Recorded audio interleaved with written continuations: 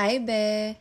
Nung isang araw nagpunta ako sa bahay ng kapatid ko sa Binyan. And bago nga ako umuwi, ipinadala niya sa akin tong scallop para daw may pang-vlog ako. And sino ba naman ako para tumanggi, diba? So, inuwi ko siya. Dami yan, be. Nasa 1 kilo, tapos half shell na siya. Pero konti lang yung lulutuin ko kasi mag-isa lang ako dito ngayon. So, ako lang yung kakain yan. In a bowl, be, pinagsama-sama ko lang yung minced garlic, butter, mozzarella cheese, cheddar, and parmesan cheese. Nag-add lang din ako ng konting mayo at hot sauce. Pero optional lang yung hot sauce kung ayaw nyo ng maanghang.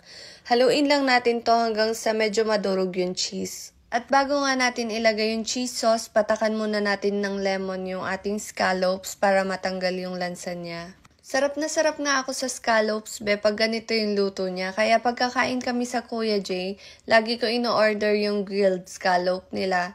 Kasi napaka-creamy and buttery, kaya sobrang sarap. Parang kulang yung kain ko sa Kuya J pag hindi available yung ganito nila. I-air fry ko lang to for 10 minutes sa 170 Celsius, pero pwede nyo rin tong lutuin sa oven or i-grill. Finally, luto na. Perfect tong appetizer, be. Napakasarap. Natakam ka ba? Kasi ako habang ine-edit ko to, natatakam ako. Yun lang. Bye!